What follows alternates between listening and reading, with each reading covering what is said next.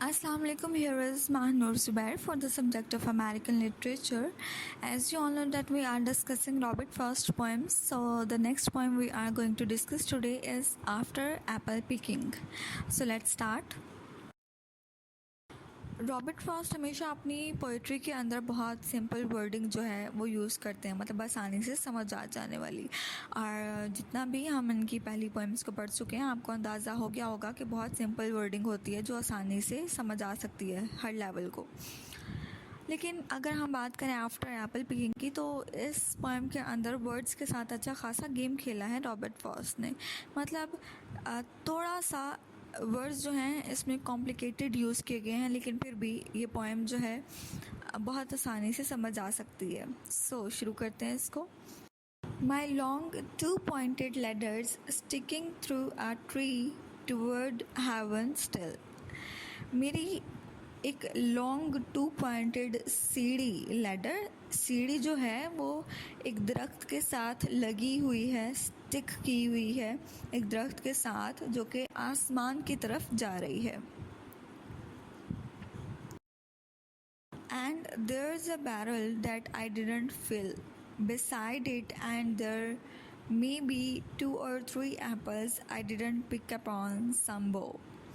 और वो कहता है कि वहीं सीढ़ी के पास, वहीं लैडर के पास एक बैरल जो है वो पड़ा हुआ है। बैरल मतलब एक ड्रम टाइप पड़ा हुआ है जो अभी भरा नहीं है एप्पल से। और स्पीकर यहाँ पर पूरा दिन से काम कर रहा है, पूरा दिन उसको हो चुका है यहाँ पर एप्पल को तोड़ते हुए।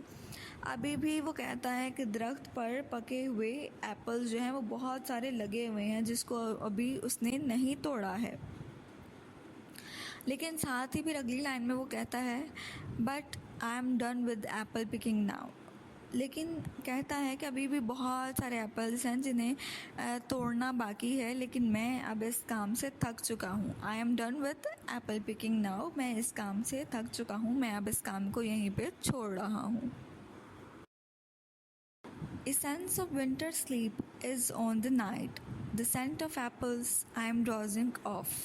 रात का वक्त है, स्पीकर बहुत थक चुका है और वह कहता है कि सर्दियों की नींद की खुशबू, सर्दियों की नींद की जो महक है, एक तरह से वो एप्पल्स सेंट की तरह है। एप्पल्स की खुशबू, एप्पल्स की महक जैसी है, उनकी इत्र जैसी है। और मैं जो है वो मदहोश हो रहा हूँ इस खुशबू के साथ भी, क्योंकि मुझे बहुत नींद आ रही है, मैं बेहोश हो रहा हूँ। I cannot rub the strangeness from my sight I got from looking through a pane of glass. और मेरी आंखों के सामने स्ट्रेंजनेस आ रही है क्योंकि उसे बहुत ज़्यादा नींद आ रही है, वो मदहोश हो रहा है। तो वो कहता है कि मेरी आंखों के सामने बहुत स्ट्रेंजनेस आ रही है और मैं अपनी आंखों को मसल करके उस स्ट्रेंजनेस को हटा भी नहीं सकता।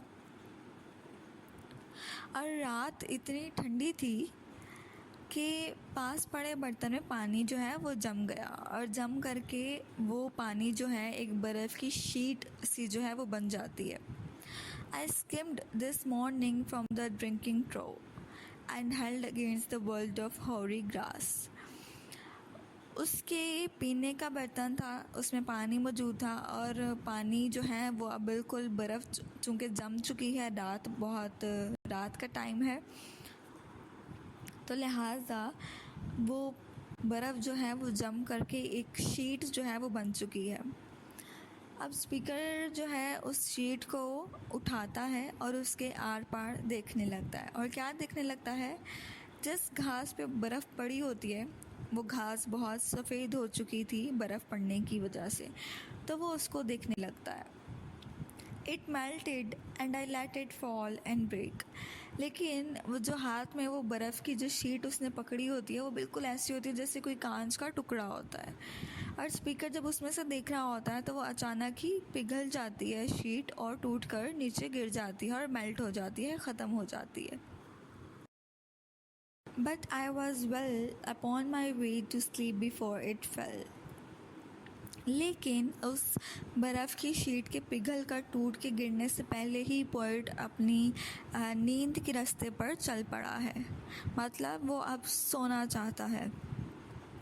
And I could tell what from my dreaming was about to take.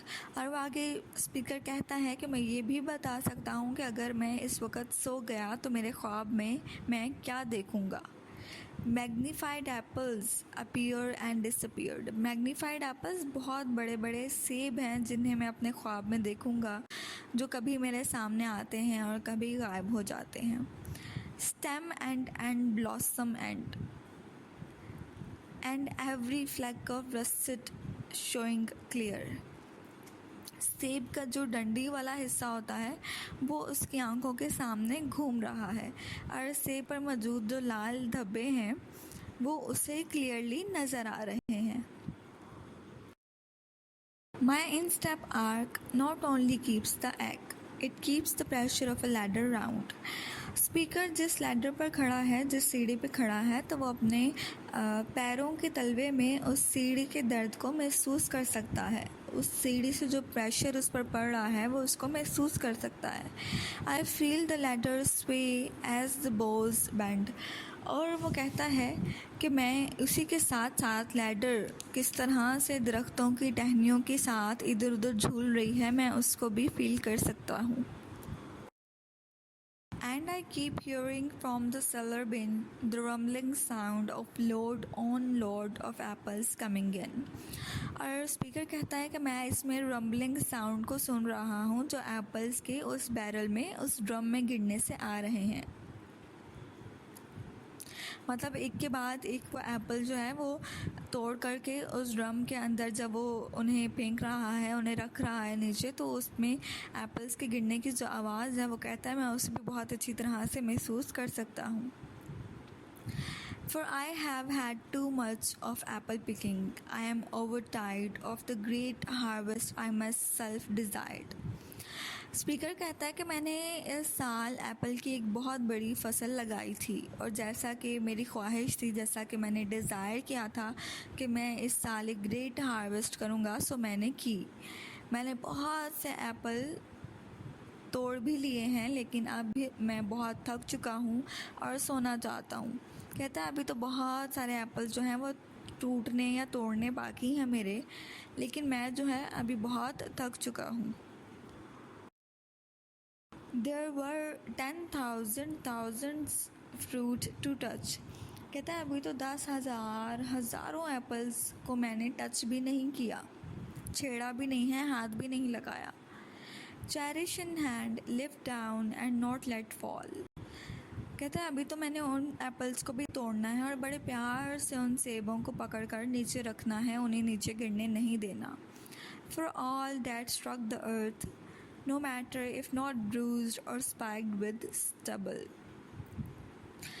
कहता है कि उन सेबों को बहुत प्यार से पकड़कर नीचे रखना है, उन्हें गिरने नहीं देना, कि अगर वो नीचे गिर गए, ज़मीन से टकरा गए और वो सेब अगर कहीं से कोई ख़राब हो गया, या चले अगर वो ज़मीन पर गिर कर उसका कुछ बिगड़ा नहीं है तो ठीक है, लेकिन अगर वो कहीं से ख़राब हो गया तो उन एप्पल्स की वैल्यू बहुत कम हो जाएगी।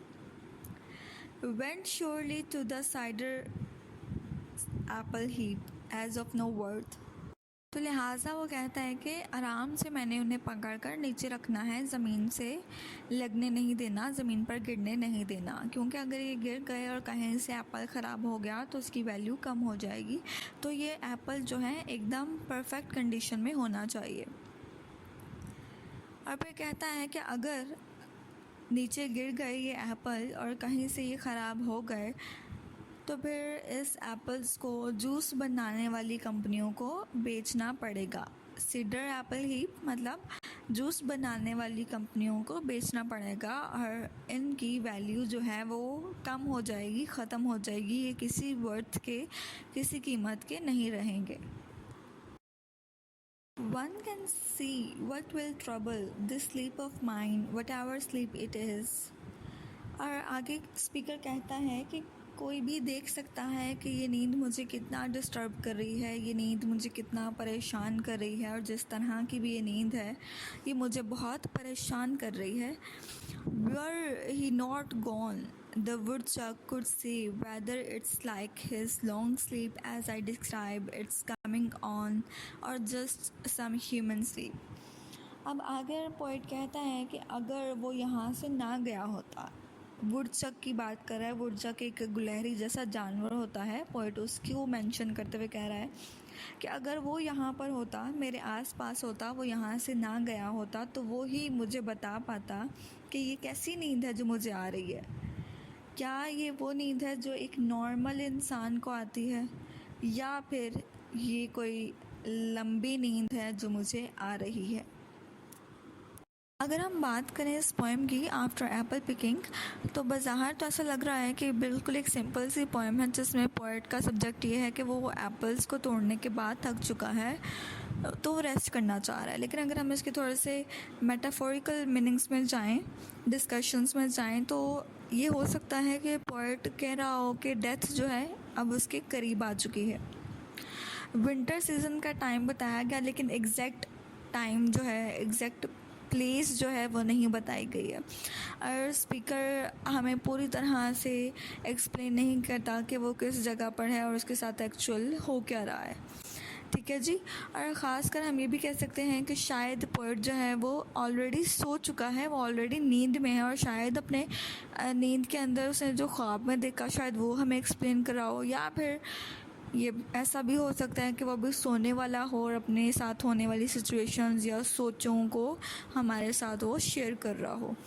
और फिर ये कि उसका ये कहना कि I am done with Apple picking, तो शायद हम इस बात से ये भी अंदाज़ा लगा सकते हैं कि पोएट स्पीकर हमसे ये कहना चाह रहा है कि वो इस वर्ल्डली ऑब्लिगेशन से, इन ड्यूटीज़ को वो अपने हिस्से का पूरा कर चुका है, तो अब जो है वो रेस्ट करना चाहता है।